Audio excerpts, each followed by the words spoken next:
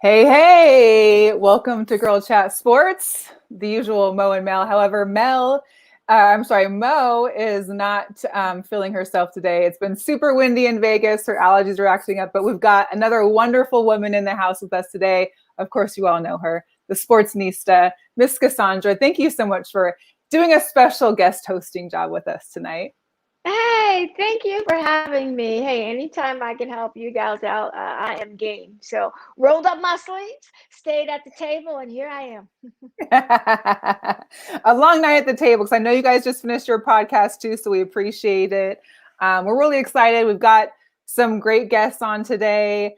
I'm really excited only because they're from my birth town, from my birth state, which not too many know as where I was born in Montana. But they also are both from the University of Montana, which is also where my brother went to school, and who is my special weekly sponsor for this week. So make sure you guys check out Dobie's Teriyaki, downtown Missoula, right inside of Stockman's Bar. They are open for business. Follow them on Instagram or Facebook. And also for anyone in Missoula, they are hiring right now. I do know that much from my brother. It sounds like it's a tough job trying to find good work out there right now. But thanks again to Dobie's and to my brother, Brett. We do have on the show late Does coming he bottle that sauce? I actually may have a Does he secret bottle the recipe. sauce? He does not yet, but it is pretty much now. like he actually, and the thing is that he actually has a marinade and a sauce. Usually when you get a teriyaki sauce, it's for either. Oh. He has one of each. So it's pretty special. Ah. Exactly. I know. But before we bring the guests on, we've got Coach Rob Selvig as well as Megan Harrington. Again, Coach Selvig, tremendous, incredible women's basketball coach at the University of Montana. Megan Harrington, former University of Montana player, as well as the director and producer of the documentary movie, The House That Rob Built. I'm going to play like a 2-minute intro. It was part of their trailer, just to kind of give everybody a little bit of feel for the documentary. It's just 2 minutes of a great hour-long production. Then once it's over, we'll bring Robin and Megan on, okay? And if anybody's in the chat, you're welcome to share the link. And it's a great documentary. Like, you guys really are going to love hearing their story. It's an incredible story. Let me get it up right now. Okay, here we go. I was playing my sophomore year in college. One of the things Coach said one day in practice is, well, you play like a girl. And I didn't realize it at the time. He was giving me a great compliment, which I realized today, after coaching girls for a lot of years, that was a really good compliment. And introducing the head coach for the University of Montana, Lady Griz, Rob Selvig. It has been simply a phenomenal year for the Lady Griz basketball team. They would shatter individual scoring and attendance records. They would remain the only major undefeated team in the country, and they would make Rob Selvig the winningest coach in UM history. Rob Selvig was a pioneer in providing opportunities for women to participate in athletics. Nobody thought you could ever produce revenue. Oftentimes they thought we were a cheerleading squad. No, we're a girls basketball team. They're looking, thinking, these guys got no chance. When you see Rob on the court and with these girls, you know that he was born to do that. Well, what we started to do was show, they're good. They're talented.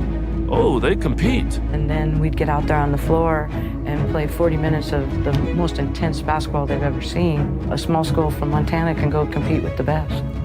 All the fans stood up, but I couldn't hear anything because it was so loud that it was silent. My junior year, we set the attendance record. The game sold out days in advance, the largest crowd ever for women's basketball west of the Rockies. I don't know if there's another school in the country that has anything like this. I don't think he looked at me like I was a Native American. He looked at me as a basketball player. Just to have somebody say, we believe in you, well, that probably changed the trajectory of my life incredibly. The impact that playing here and Rob has had on my life has been immense. And I still feel as much a part of the Lady Griz as I ever did. And it's been 35 years. I think we lost Cassandra during the video. No, I want to take out some water. You're good. You're so good. You're so good. Shout out to Mo for checking in. Anyways, let's get Coach Robin Selvig and Megan Harrington on. Thank you so much, you guys, for joining us. Let me just tell you a little tidbit before we get into it. I had when I got the email about the opportunity to have you guys on the show. I, of course, have been a huge Seattle sports person since I've lived there. I was only in Montana for a few years. My brother has resided there for most of his life since college. Again, had the business, and I texted him, was like, "Hey, if I mentioned Robin Selvig," and what would you say? He goes, "Psh, legend, like the king of Missoula, probably the king of Montana." And I'm like, okay, good to know, good to know. So after watching the movie, after doing some research, I was thoroughly taken back at just not only the amazing story of you and being a coach, but also what you provided to these women off the court as well. But just to get us started, Coach Robin, let us know kind of what started you. I know you played at University of Montana yourself, but what kind of led from you going into this? What I was shocking from is it Outlook, Montana? That's right. What you said, I think, the population was like 75. Yeah, now it's that. It was a little bigger when I went to school, maybe 100. Oh my gosh! So the fact you came from this really small town in Montana, made your way into the big city of Missoula, and then somehow got into your starting coaching at the age of 25. First of all, at 25, I was nowhere near trying to be an adult. So for you to be now a head coach, so let us know kind of like being in charge of other adults. Yeah. Growing up in that small town and then making your way into University of Montana as well as into coaching.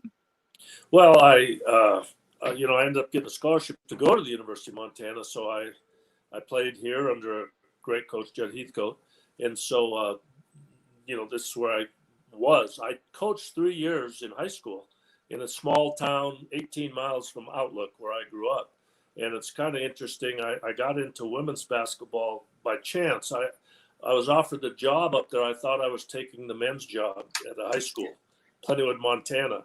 And the coach that was there was a great coach, but he decided not to retire.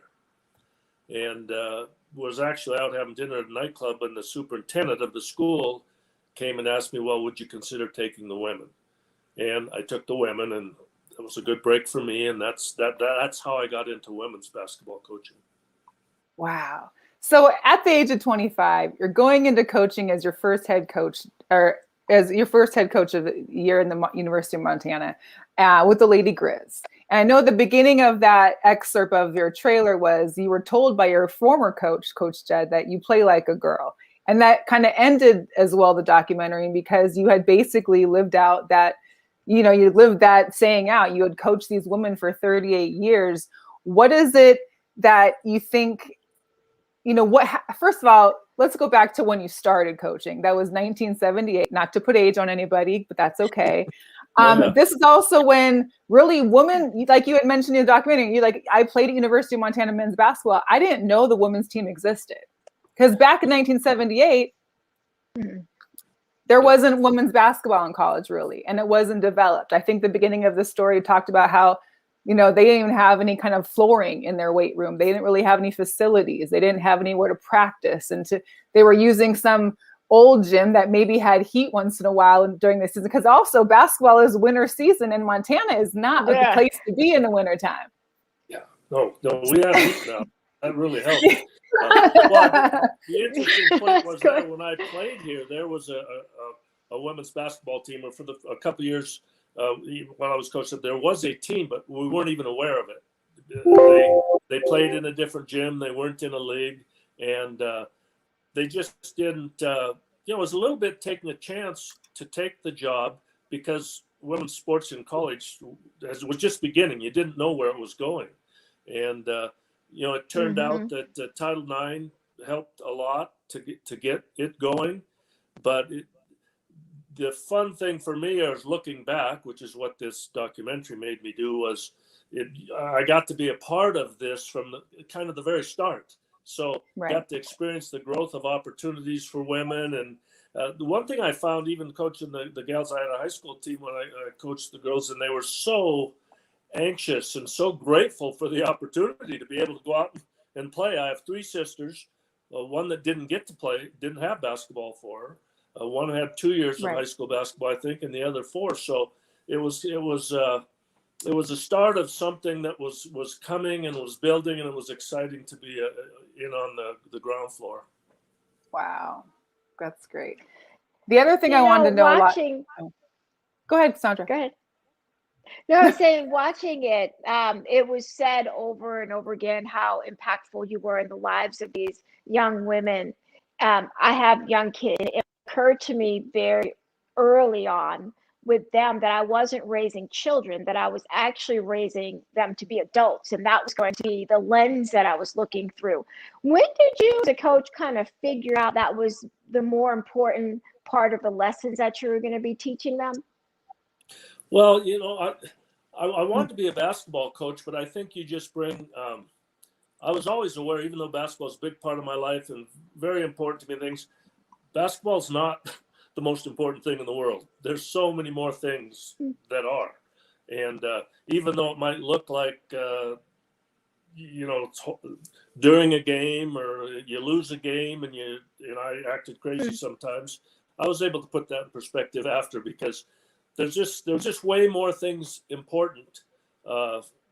People are sick and there's all kinds of things. So what you do and what I did was just, I was able to share my life with the young ladies in the program. They all had problems and issues, and as we all did, and you just experience it with them. And I think I was blessed with great people to coach, and people that were hungry, young ladies that were hungry for an opportunity that they never had.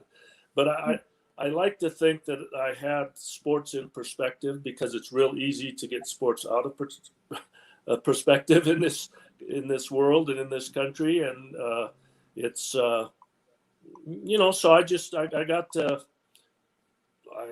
I didn't have any plan to impress on them. I mean, they were in school to get a degree, number one.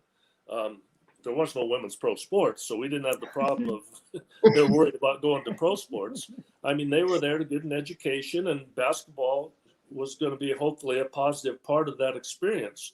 And so, I mean, I'm no great guru of how they're giving advice on how to live your life and things like that. I just shared their lives with them, and the most important things, their friendships, their friendship with me now is very important, but the bonding they did together was special for them. Yeah. And I know a lot of them mentioned that, I think one of the girls said it's been 35 years, like in the show, and that she was still probably better friends with some of these people than she had been then, but it's like a sisterhood. It was like their own sorority almost.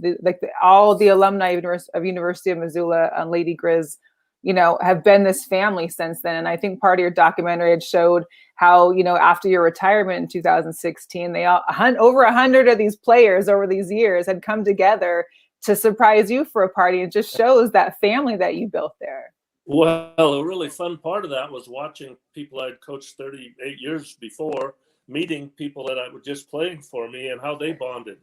They all got together and told lies about me and all this stuff like that. And they had a good time, but they became friends because they shared something in common, and that was gratifying to see. Well, we'll have to ask Megan about those in a little bit. And Megan, we're definitely going to get some questions your way too. I just want to get this starting off with Robin here. One of the big things I was looking into too was the fact that, Montana obviously has a lot of Native American land there. And for you to have recruited and brought a lot of Native American women into college basketball with a scholarship, which some of them maybe not would have left the reservation had they not had. How important was that? Was that something that was happening much during those times as far as finding athletic talent at the reservations? And how did you come about that? Well, since women's basketball was in its infancy, there really, was nobody to recruit Native American athletes before. Montana has 7 reservations. Native American culture and history has always been of interest to me, but I was trying to recruit the best players I could get. And there's some very talented young Native players. in this state. And I was very fortunate to offer some of them. They had great careers. They're great people. I learned a lot from them, and their challenges are, everybody has challenges, but they have maybe more challenges. And I thought, listening to them talk, I was still learning from them. You know, when they got together in the video and talked about how to leave the reservation and come was very difficult. And so I feel very good that there was good Native American players, and I certainly wanted to give them an opportunity, and it paid off for me for sure. The Blackfeet, the story of the Blackfeet Native American reservation was quite extraordinary in the documentary. I know there are also several boxing programs that have reached out on not just the Blackfeet reservation, but on several others in Montana. And sports seem to be a way to encourage those young women to do other things with their lives. When you encounter the challenges that they face once they went back to their reservations, how difficult was that for you to kind of stay focused on basketball? Because I'm sure it pulled you away a couple of times. Well, sadly, I think that reservation life hasn't made as much progress as you'd think it would have. There's a real issue going on with, young Native women suicide and disappearing, and it's a national, it's a national challenge. So I was interested in listening to the four from the ladies, in Browning on the video talking about their experiences. I love listening to them talk about how they dealt with and how they wanted to be role models, and they're actually back there and hopefully doing some good. Malia, the first one that we recruited and from Browning, it was a big deal at the time, because there was 2 or 3 games where that's 120 miles or something there, where they brought busloads of kids down to watch. And she received an eagle feather in a ceremony. I don't remember exactly what the ceremony was, which was quite an honor for a female to get, for sure. So that was, and we had Native American players from other reservations, and they're wonderful people. And I just hope that more progress can be made, and more kids can get to college, get a degree, and it gives them a different opportunity. There's nothing wrong with living on a reservation and being there, but it gives them options, and certainly the chance to be a role model, that you have more options than you might think of when you're growing up a young Native girl. Right. Wow. So let's talk a little bit about your coaching style. I think through the video, the documentary, we saw kind of like your energy on the coaching sidelines, frequently off the chair, jumping. I think there was a couple of clips of you actually on the floor, maybe on your hands. You're a very, boisterous, which I think is great. What do you think about your coaching style? Wow. Took these women who, back then there wasn't these you're a 4-star athlete or a 5-star. I mean, you literally took, and some of these teams had literally just Montana women from Montana on your teams at certain years. How was your success in just taking these great athletes, maybe not really known within the United States because of no AAU really back then, or no ability to kind of get their names out? What worked for you to be able to coach these girls so well? Well, first of all, Megan's responsible for those video clips, and I think they did some touching up and stuff. That wasn't really me in some of those. But what you can do with photoshopping, or whatever you want to call it, is amazing. I tried not to be like a maniac sometimes. I just, as I talked about in the film, when the ball went up, it was just a whole different world for me, and I don't think you have to be like that. I did take the women seriously. When I first started coaching, I think it was a plus that I maybe was out of hand some, and with referees and things like that. But I think even my high school kids, they went, "Oh, he's taking us seriously here. This is important," rather than the high school girls when they were just first starting here. It was jump balls, and nobody really, Mm-hmm. They didn't expect anything out of them. Well, I expected things out of them, and they delivered them. Well, I know they mentioned like you were really like you basically coach them like boys. You coach them like men. Like you coach them to be out there, to be winning, to be going for it. But then at the same time, you were kind of like maybe the softer side of coach, where you're trying to tell them like you want them to make an impact in the world once they leave school. Because again, there was no WNBA. There was, and even if now a small percentage of these women anywhere in college athletics will make it into the WNBA. So it's like you're trying to help them set them up for success. And I think part of the end of that documentary where they rattled off where these girls, what the women were doing now, the occupations they had, their careers were just amazing. And part of that has something to do with you. Well, I mean, I still would say I was fortunate to get, I mean, they were great people, great kids that we were able to recruit here.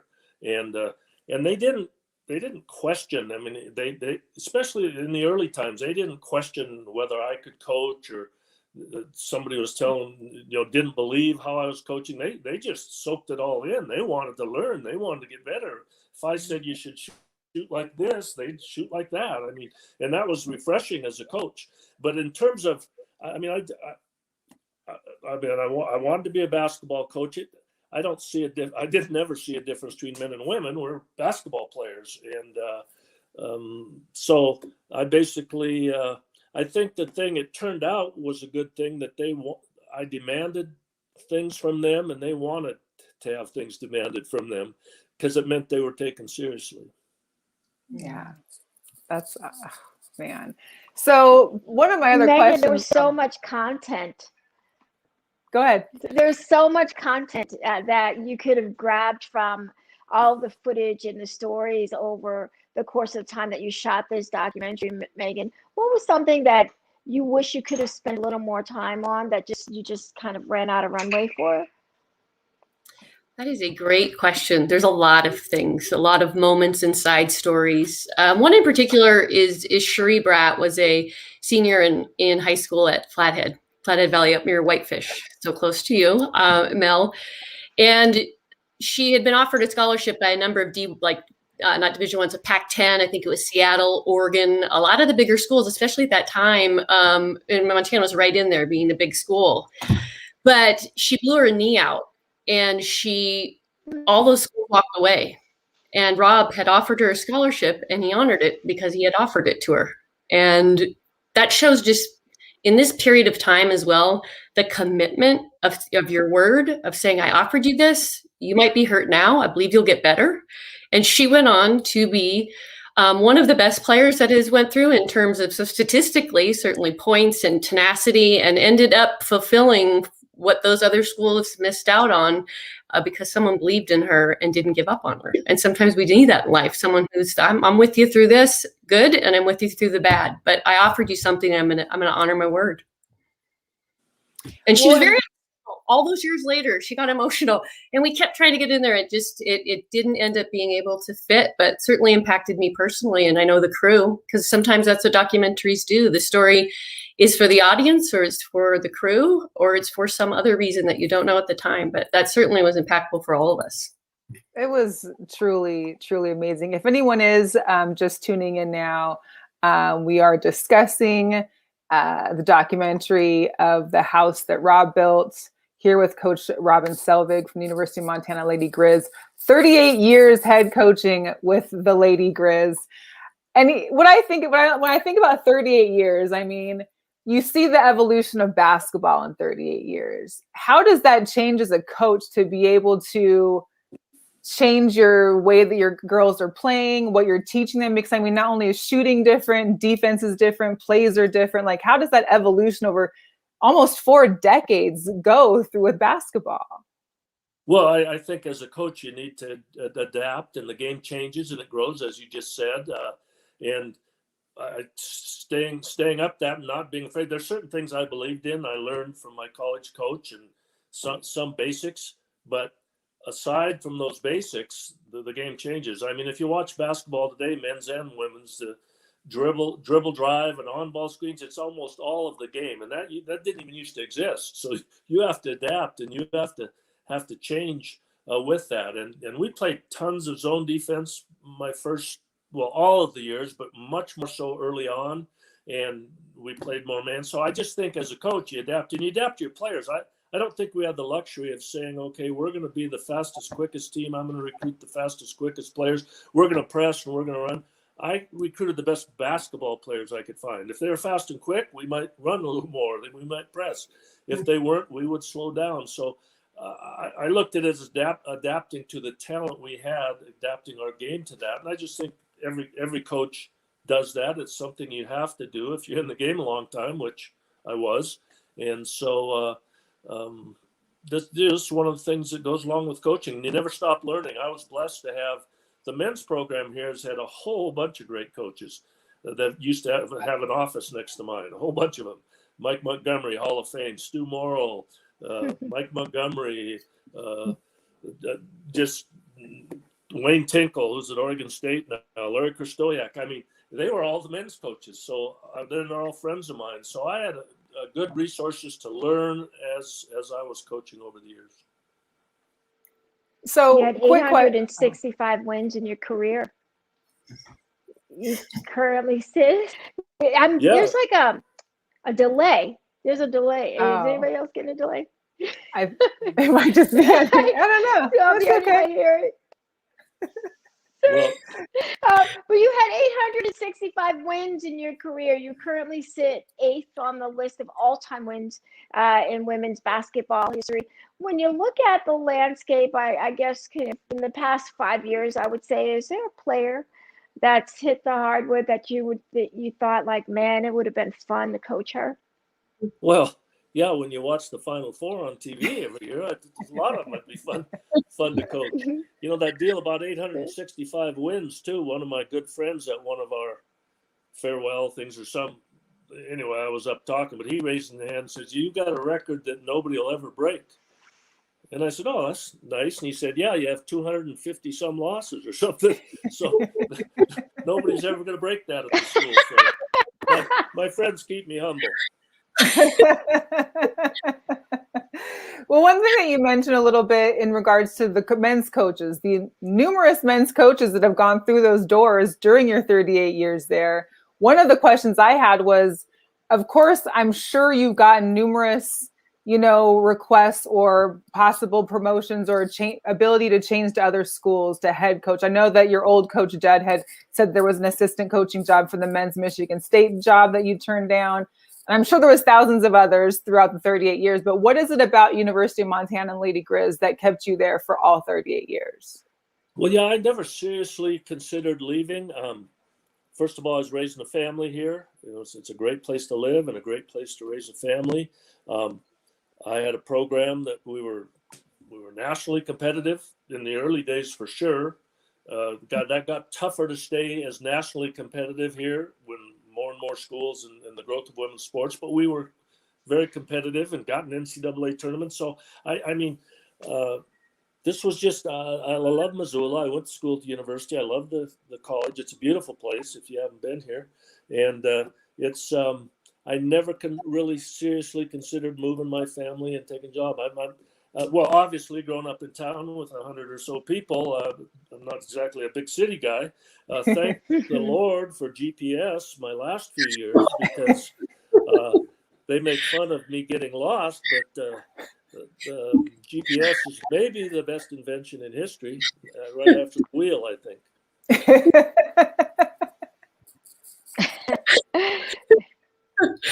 Well, and I know that one of the girls in the documentary mentioned, I think she was one of them from the reservation, or maybe she was from a smaller town, but that when she went to University of Montana, she was scared to drive. They never had a stoplight in her city, in her town. And then to move to Missoula, which is funny that when I hear people say Missoula is a big city, I'm like, huh? Like, no. Okay. But in Montana aspect, Missoula is the big city. So it was funny to hear some of the comments about just going to the big city, because a lot of these girls were I think there was a ton from Malta, and there was a few from all over all these other smaller cities. It was just amazing to kind of hear their stories on how that changed for them. But I think, and then Megan, just to bring it over to you, I don't know I think you were from Missoula as well, but what guy, were you growing up playing basketball? Like some of the girls in that video, they're like, I'm going to be a Lady Griz when I grow up. Was that your your dream growing up as a kid? What got you into basketball and what made you stay there at University of Montana? Well, yes, I was one of those little girls that was dribbling the ball around town, dreaming of being a Lady Griz, having that in my hometown, which I realized making the film. I didn't realize it when I was little, that it was very unique to have thousands and thousands of people showing up, sometimes more than the men's game at the women's game, was not happening everywhere. I just thought that this is normal. So, this is where I grew up. So certainly, my dad, that's why I got into basketball. I lived down the road from Rob. I moved there when I was like 6 or 7. So I grew up on the same street as him. And the first thing that my dad did was put a basketball in the backyard and started calling Rob. No, he didn't do that. But I wrote a poem in the 4th grade that I wanted to be a Lady Griz, and I was able to live that out. But so many little girls growing up here, that was and still is their dream. Wow. And talk a little bit about the fans. I know part of the documentary had mentioned, obviously in the beginning in 78, there wasn't a whole lot of fan spectacle, it wasn't a big thing. But as they said, over the course of 7 to 8 years, your fans were doubling. And to where you then begin selling out games. You're selling out games both in Missoula as well when you're doing some traveling. You guys were in 24 NCAA tournament appearances, I think, over the course of your years, Robin. What is it that what is it from the fans? I know that when I talked to my brother, he said, even though I know there was COVID this year, and we can talk about that later on, is that there wasn't really games or seasons for some people, but that those Lady Griz fans are still there. They are diehard fans for this team. What did that mean for you as player and coach to have that kind of support from the city? Go ahead, Megan. Thank you, Robin. Well, really, the fans were in the stadium because Rob went out and asked them to be part of it. And he asked them to come and give these ladies a chance. And he did things differently in terms of wanting to break away from, in the beginning, there was preliminary games, but he didn't want that. He wanted the ladies, and that's why there's Lady Griz, because he wanted them to be different and stand on their own. So when he started going out there, because they didn't just show up. Rob, being a former player, goes out into the community and invites them.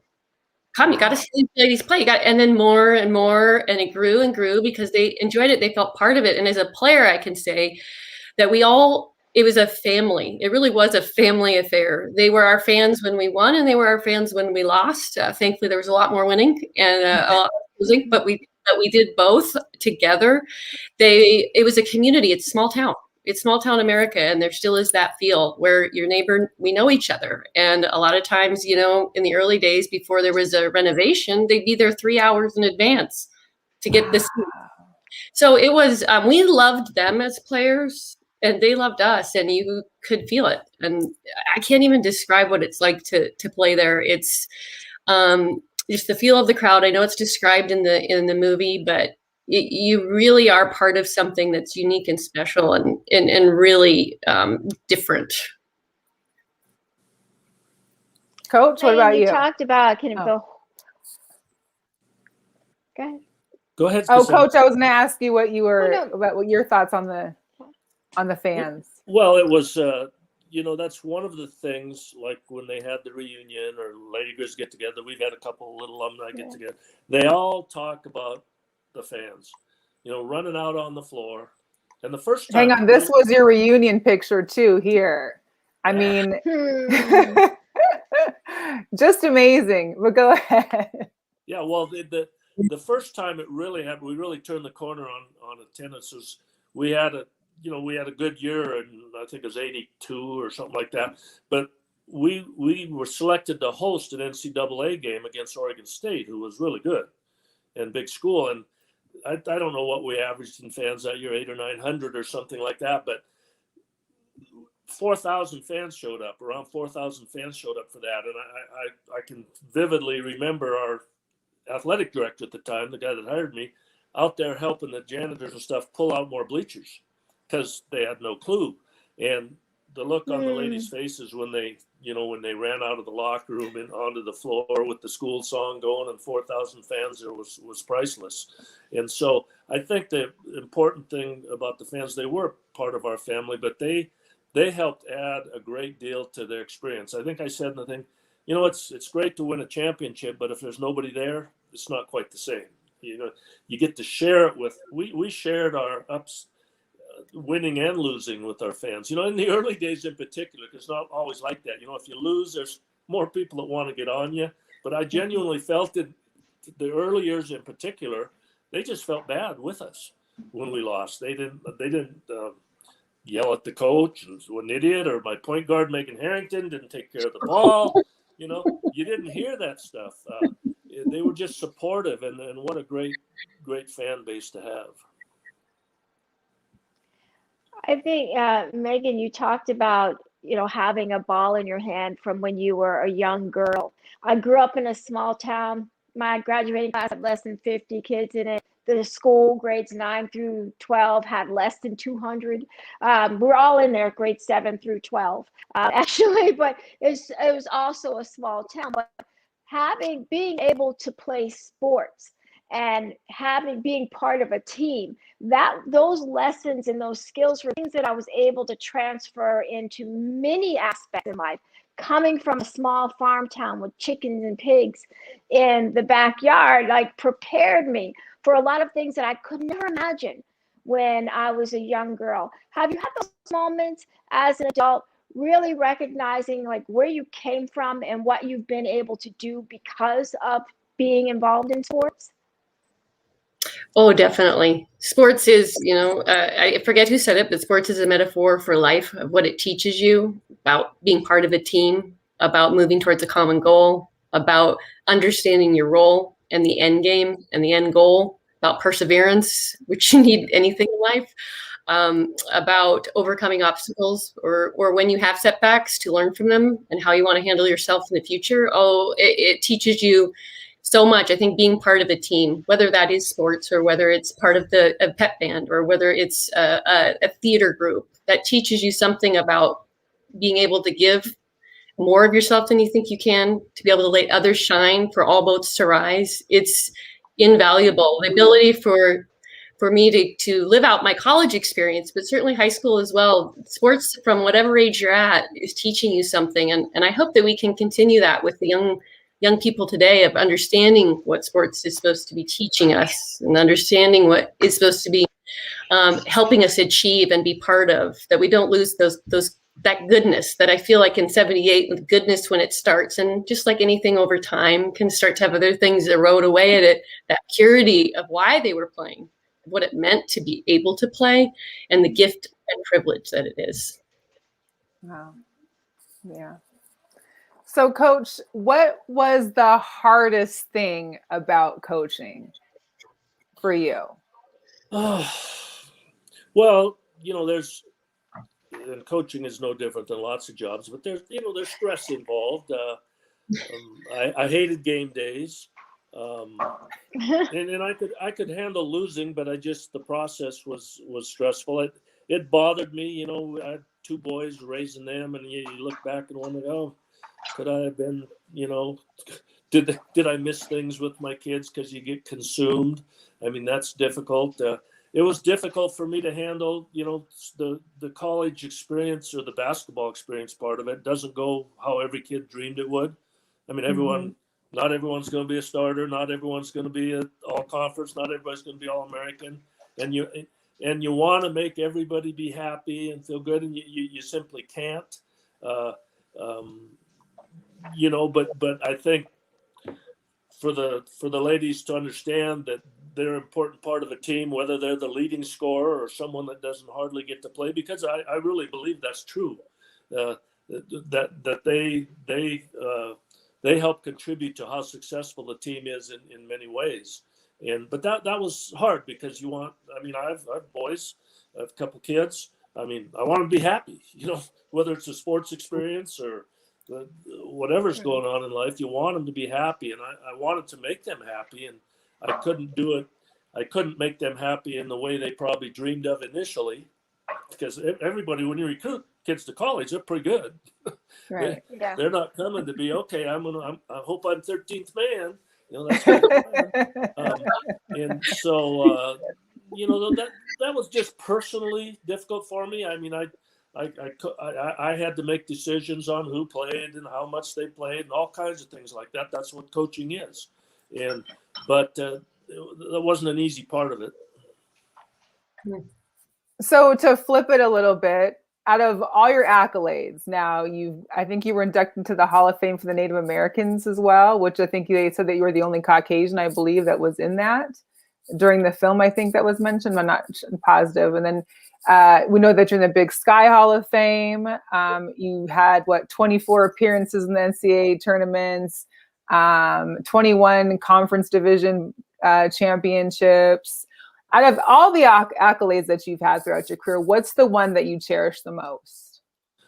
I don't think any accolades, those type of personal things are really what I cherish the most at all. I cherish seeing 100 and some Lady Griz show up for a get-together.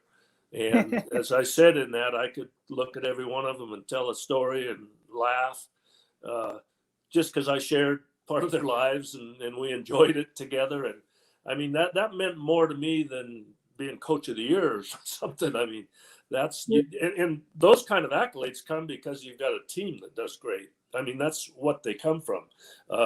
And so I always looked at those things as team awards because you're not going to get those awards unless your team does well and the coach doesn't get to play and make baskets. So somebody else is doing all that stuff. So, but that kind of stuff means a lot to me, that I have a lot of Lady Griz that are my friends now, and that we're friends then. We shared part of our lives together, and that's pretty cool. Yeah, there wasn't social media when you were in the coaching ranks. Can you imagine having to manage a team through all of that now, Coach? And Megan, the same question for you. Are you happy that there wasn't social media? Because there might have been some things that you had said. Megan wouldn't have made it. No, well, I towards the end of my career, that was become a big deal. It actually it's kind of sad in a way, not that it's all bad, but, we used to, on our bus trips, we have a couple long bus trips within range and we used to play, cards and Trivial Pursuit and we had all kinds of these things we did. And, the last few years I coached, it was pretty much look at them on their phone all the time. I think I joked one time to get their attention, they could all have their phones in the huddle and I'd text them. Then they know what I wanted because they pay attention to that stuff. So, those are, but that whole thing, as you talked about earlier, the coaching changes, not only how you play, but the whole how you recruit. And I'm not on Facebook, I'm not on Twitter, and not that those things are necessarily bad, but I guess I was old-fashioned in that way, and that is something. Fortunately, I had assistants that would do all that stuff, and we adapted our recruiting to things like that. But that's social media stuff is scary. Fortunately, our school, we always had all the athletes, meet and warn them about the effects of social media. I mean, there's been men and women lose their scholarships for putting stupid stuff on social media, and yes, it is good that nobody was following Megan around in high school with follow me for tips. I'm so glad it was not, for so many reasons, of just trying to capture every moment of every second of your life. But also, like Rob said, I mean, they were coming into more of play, but you got to know your teammates. I mean, you really had conversations and you were present for each other on the road trips and playing. I'd beat Rob in Trivia Pursuit just about every time we played. But you were really bonding in a way that is more difficult when technology comes in the way. You have something else to distract you rather than turning and going, hey, you're talking with your teammate, or you're all hanging out in the room. I'm not saying they're hanging out in the room on their phones. I don't know, but it's so easy. We can all fall into that. Like, I'm going to scroll. We were present with each other, and it was special and a different time. Yeah. I know. I'm glad there was no social media when I was growing up.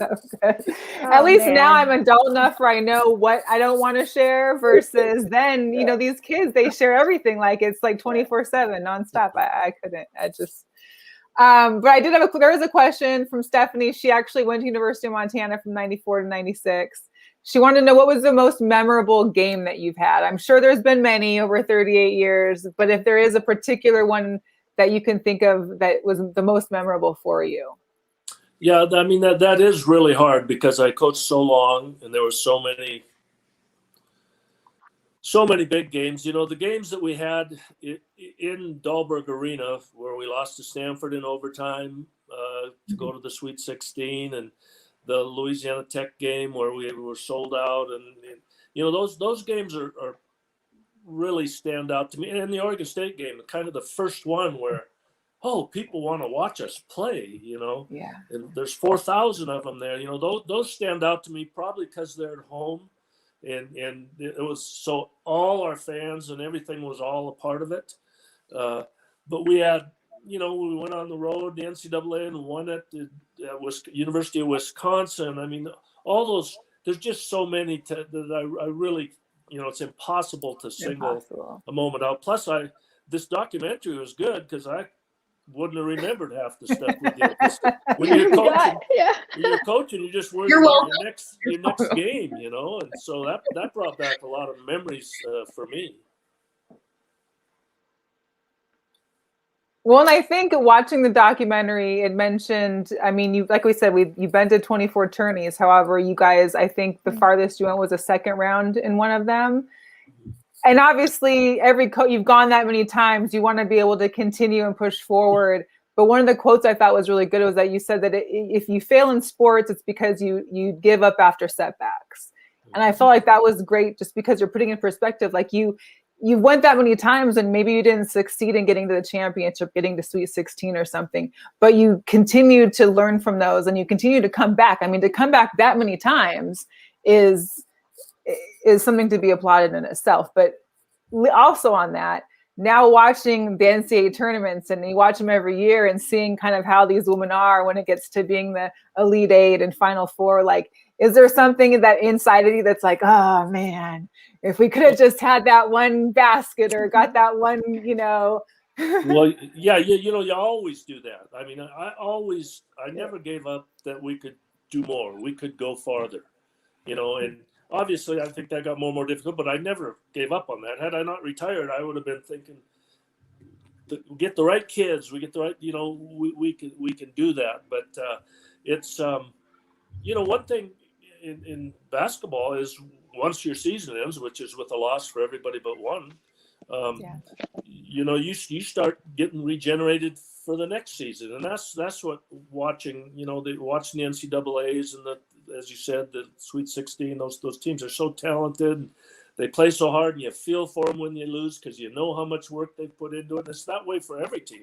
The teams that aren't there, you know, I felt bad for the teams that didn't win. I mean, I felt bad for teams we beat because I know what it felt like. Not as bad as I'd have felt if I'd have lost. I did. You have to realize that you're all trying to do the same thing, and the ladies are doing the same thing. You know, we have this big rivalry with Montana State. I mean, it's almost a ridiculous rivalry in this state in all sports. Yeah. But you know, the kids I have played against a lot of those kids in high school, and some kids that I'd recruited there. The kids are the same, and you want them to have a good experience, and so you just. I never gave up on the thought that maybe we could do more, but you have to feel good. I mean, every player that I recruited over my course of my career, this is something I'm very proud of. Once NCAA came about, got to play in an NCAA tournament. It's a great experience to go to the big dance. Amazing. You know, and we never had a 4-year run where we didn't get to do that, and just. The ladies have this risk. Now, I didn't particularly enjoy a few of the games where we got thumped, but you have to understand in women's basketball, many times, you know, you're sent on the road to play them at home. There wasn't neutral courts for years. So Montana gets in as a 12 or 13 seed, and they send you to Georgia. I mean, there's less of a chance you're going to beat them than if we could have had them at our house or even a neutral floor. So, but, you know, that's just what sports is. You keep once the season's over, you get ready to do better the next year. There was a question from Mo. This is Mo. She couldn't be here today, but she said, since we were discussing on the NCAA tournament, what was your guys' take with the disparities that we were able to actually see thanks to social media between this year's NCAA men's and women's gym outlays? Well, I just think the NCAA screwed up. I mean, which is hard to believe in this day and age, because it's just such an obvious thing. And I know the COVID and there was, the facilities were different and everything was done differently, but that's too easy not to screw up. So Tara, and I mean, I saw a lot of the comments from the coaches, and I just would agree with them. I think hopefully that we've come far enough, that women's sports has come far enough, and that those type of things don't happen anymore, because those are easy to solve. It's easy to see, okay, we have the same type of facilities as they do. Might not bring in as much money. There might be other things, but those things are basic. And and they admit it. They apologize. So hopefully that type of thing wouldn't happen again. Yeah, it's definitely too a reminder that it's ongoing. You never reach the end; it's continuing, and each generation is responsible for picking up their torch and carrying it on, and seeing something and saying something that needs to be called out. And then, like Rob said, they apologized, and the player, I think, posted again, said, "Thank you, we got this." But people need to be accountable. And again, it's hard to believe that situation presented itself, but it's a reminder for all of us, all generations, to keep moving forward, to keep fighting, to keep championing, and to keep doing better. Yeah, it was just amazing, I think, to me that someone actually, like one person sat there and thought, I'm going to put these 10, dumbbells and 5 yoga mats out, and hey, we got a good gym for these ladies. Like, there's nobody, I mean, you must have like a cold the worst ham sandwich while you're at it. Yeah. I do remember thinking that can't be real when I first saw it. Like, we have to verify that this isn't like a true picture of what it is. That was shocking. It was a little much, that's for sure. And one thing I wanted to also ask, because we had mentioned it too, was regarding to that Bobcat Griz rivalry. I have a few cousins, including my brother, who were University of Montana Griz. And then I have a few cousins that also were Bobcats. So come to the football games, the basketball game, and as they head off, it's like all I see on Facebook is like the memes of Bobcat, cats versus bears and Griz and this. And it reminds me of, like, I'm a Husky. So the Huskies and Cougars have that same exact rivalry. And it'll be like, I see a Cougar sticker on someone's car and it makes me like cringe. So for you guys, both as player and coach, like, how do you live that life now? I mean, are you still kind of on the fence with Bobcats as you live your life, and still being in Missoula and stuff for you, Robin? Like, how does that rivalry still play out for everybody?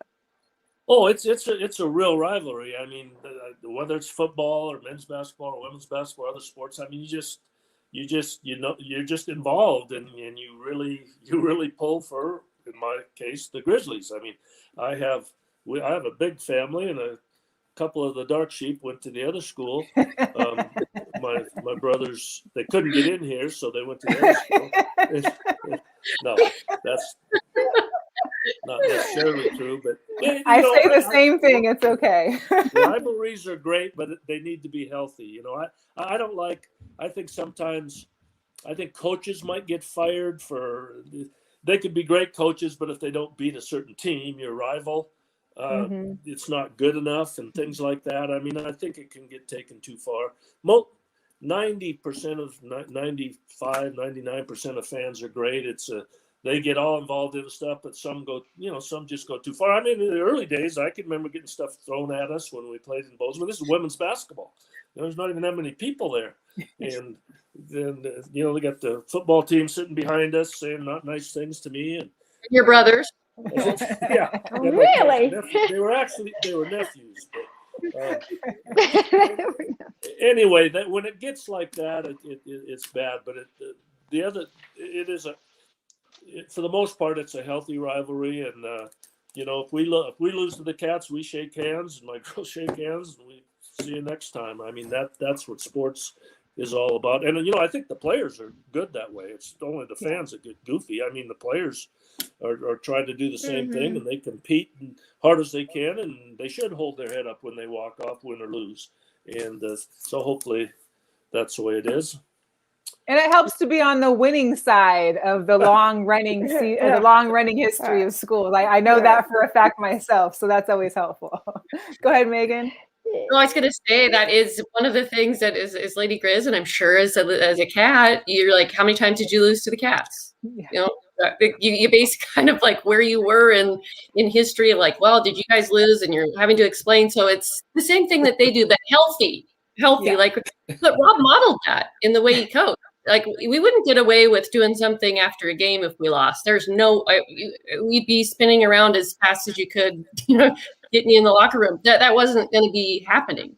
You were going to handle yourself the way he handled himself, which was you're going to win with grace and you're going to lose with grace. So there wasn't any, even if you did want to run around and maybe do a little extra cheering, it just wasn't going to be happening.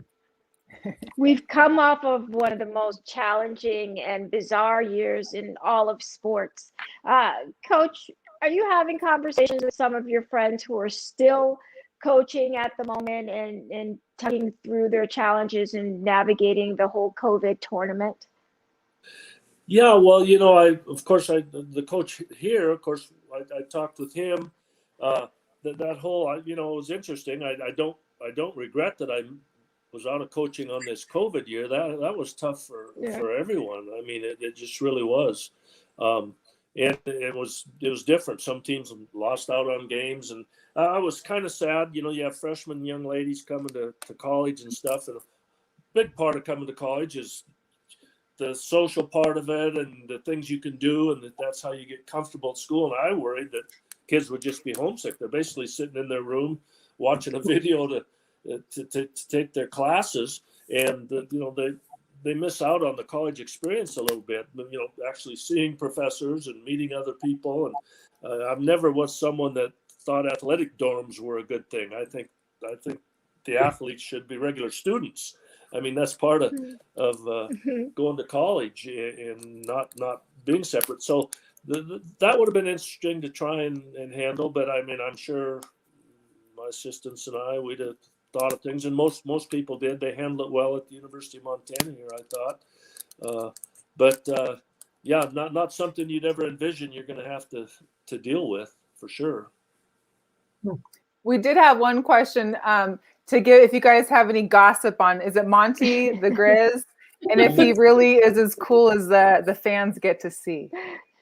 I'm sure there was probably many Monties over your course of 38 years, but well, they've all been good. And one of our Monties went on and became whatever it is at the Chicago Bulls.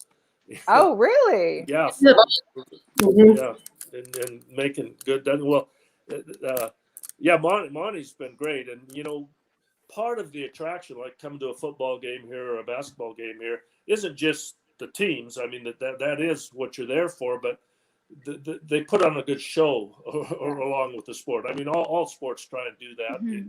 And the kids love Monty. I mean, they absolutely love Monty. I mean, and he's been very talented, or she. I know one's a she because we did a little video with me after I retired up at my house with Monty, and it was kind of cute. It's, what are you doing now? And I was, but they're just talented. I mean, they're gymnasts, and the stuff they can do is crazy, and that just adds to the whole why you want to go to the game. Why you want to go to the games? Well, the kids want to go see Monty. And, I mean, that's all good stuff. That's great. That's wonderful. Let's see. There was one other question I wanted to ask before we let you guys go. We're reaching our hour. I don't want to keep you guys any longer. I know it's Montana time for you. You're an hour ahead of us. But I know earlier on you mentioned about, Megan, you mentioned how Robin was out there in the community trying to get the support and to get the fans in to see the girls play and to get that started. Seeing how WNBA's revenue has been struggling here and there, and how there's always these comparisons about the women's pay versus the men's pay. what do you think for either of you that can be done maybe to push the WNBA more? I mean, they have been around for 25 years this year. And they're still a little bit in that struggle state in regards to the revenue, the support, the fan attendance in some cities. And, is there something that maybe that needs to be, feet in the pavement type thing? Or is it more just, what do you think would be helpful? Or have you witnessed kind of that struggle that's been happening a little bit? Well, go ahead, Megan. Go ahead. We don't have a WNBA team in Missoula, so it's encouraging watching and following and participating and championing and turning on the TV. In our case, I think here in Missoula or areas where you don't have a team, we don't have a professional team at all, actually, in Montana. You can root for the Aces. You become an Aces fan.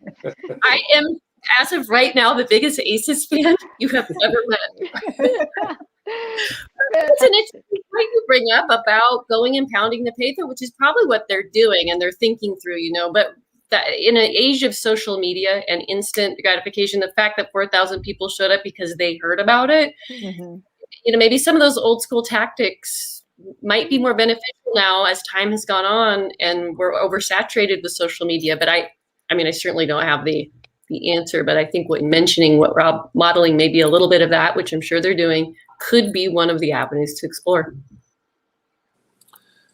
Now, Melissa, wouldn't it be cool to see Asia knocking on somebody's door?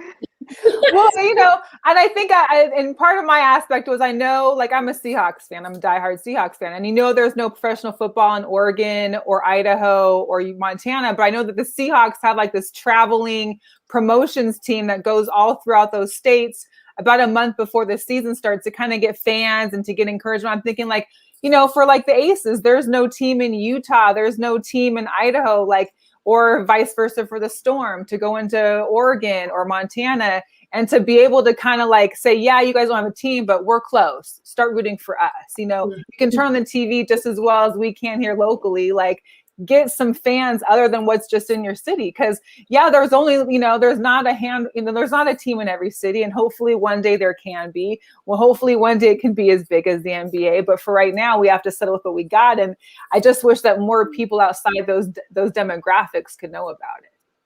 Well, the big disparity in the money and all that stuff comes from TV. And until women can get more coverage, that's why NBA players make millions of dollars. You can only put so many people in the stands.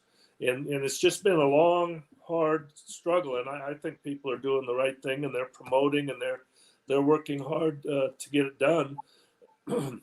But it's not easy, because you just have to, that's where the money comes from. And so the more we can, and they've done a good job, the first 2 years, early years when we were in the NCAAs, unless you were in the Final Four women's team, you probably didn't show up on TV. Now we're getting more games on more networks, and I think that will really help. Wow, in terms of the college, good. And that would carry over to the WNBA.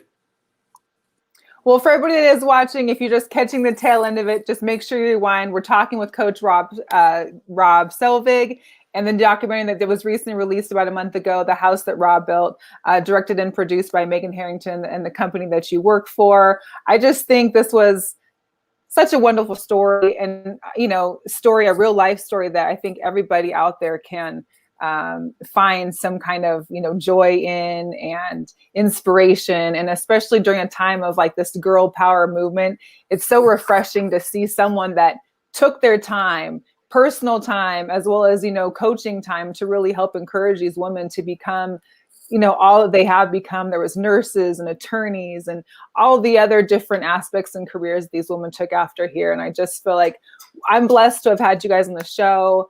I know that we're especially glad that you guys were able to share your story. I did notice, I don't know, correct me if I'm wrong, where you can find your show, where you can find the movie. If this is correct, let us know. And then also if there's any social media where people that are watching can try to follow you guys and the success of the documentary. Yes, thank you. And thank you both for having us. And Rob, it's always good to be on with you. If you go to the housethatrobbuiltmovie.com, you can pick up our social handles and follow us. Please like the page, share it. And if you're in Missoula, you've got to get Dobies delivered. And Brett does an incredible job there. We had a little after party and it's just amazing. So you can have dinner and a movie, but Dobies and the house that Rob built in Missoula. If you're not, anywhere in the country, you just won't be able to have the Dobies. Yeah. And thanks again. What's funny is that whenever I go easy. Thanks again for my brother Brett, Dobies Teriyaki, for our sponsor today. You guys can find him inside Stockman's Bar right there on West Front Street in Missoula, Montana. What's funny is that 1 week, I think I came up there over the summer, and whenever I come, it's like, I need to have Dobies. Like, I want it Friday, Saturday. I want it every day that I'm there. And I remember we were going to go float the river, which is like the best time for me ever. I don't go to Montana too much in the winter, but in the summertime, I'm good. Floating the river and I'm fine. But he was like, oh, we're closing early. And I'm like, so did you save any? Like, what are you doing? Like, I can't come to Montana and not have Dobies. It really is like the best teriyaki outside of Seattle, pretty much.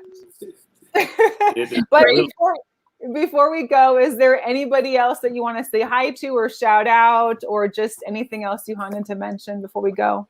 Well, I just want to say that this was Megan's vision.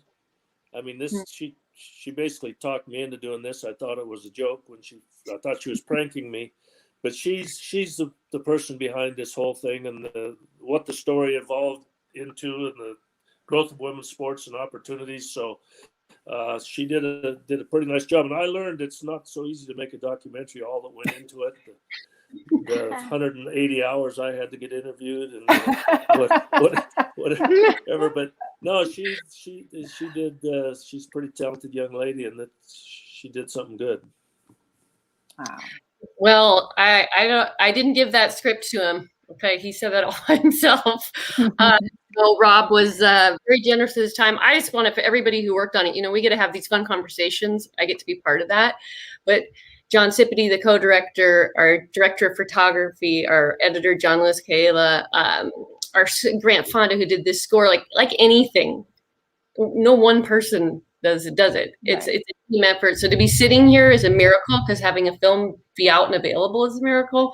And I'm one person on this team led by Rob, who in whatever he does is the leader, even though he was a pretty good follower of direction in many cases in this instance. But to be very grateful that we're sitting here talking about it, and I representing a whole group of people, marketing, distribution, TJ Burden, Linda Weiler's been doing social. I could go on, but Family Theater Productions is the reason that we're sitting here, because they provided the funds for us to finish the film. They saw something in it that we hoped people would see. And then we ended up releasing February 23rd. So very grateful. I love it. When Melissa told me about it last night, I watched it in bed with the kids before we went to bed. And this afternoon, because we're doing virtual school here still, this afternoon, my dad had my phone, and because I bought it on Amazon Prime. And she pulled it up on Amazon Prime on my phone, and she was upstairs. She had her chips, and she was just sitting there watching the documentary again. So if a 6-year-old can figure it out, there's no excuses to take your behind to Amazon Prime and get this film. You can rent it, you can buy it. It's super simple. The hour goes by so quickly. In fact, I'm going to watch it again. Not only was I invested, there were some parts of the story that I need to go back and actually visit again. And so well done. Great job, Megan. Amazing job. I love hearing those stories about 6-year-olds and watching it. That's the hope that other young people, I'm one of the little girls in the film. I'm not literally, but that they will see that they will aspire to it, that will bring. So keep eating those chips and keep taking my phone and keep watching Amazon Prime. Awesome. Well, again, we thank you so much. She had a basketball on the court with her brother today. Yeah. She's gonna be a future star soon. Watch out. For that story, it's worth it. Yes. Yes. Well, thank you both so much. We'll let you go. Please have a wonderful rest of your evening. We wish continued success in the movie. I definitely will be looking forward to getting more stories in regards to the Missoula legend as I visit town a couple more times here and there. And again, we just really wish you success. We thank you for everybody that has been listening and viewing and sharing, and hopefully the story will continue on. And again, Megan, more continued success for your productions and directorials, because this was a great one. If there's more like this, I know, sign me up. I'm ready for it. Thank you. Thank you so much for your time. Thank you, Cassandra. All right. Thank you. Bye-bye. Thank you. All right, Cassandra, thank you so much for being part of this. I appreciate you. Thanks to Mo. Hopefully she's feeling better soon, and we'll see her next week. Where can everybody follow you? Mostly you can find me on Instagram at _Sportsnista, the Sportsnista on Twitter and Facebook. Also do 2 live stream shows. We're about to actually come out and do some live shows on location. I'm scheduled to get my vax once I get all that's straightened out. Jeremy and I are about to hit the road, but you can find Levels on Wednesdays at 5:30, and then also on Thursdays at 3 o'clock with Ralph Velez, who is the ring announcer for Mayweather Promotions. So we go back to back. Nice, wonderful. Okay, you guys. Well, thanks so much for tuning in. Make sure we'll be back here next Wednesday. If you're just catching the end, just wait around and hit the replay, watch it all over again. It's a great story. Again, the house that Rob built, about Coach Rob Selvig from University of Montana, Lady Griz. And we appreciate you all for tuning in, and we'll catch you next week. Thanks, Cassandra. Thank you.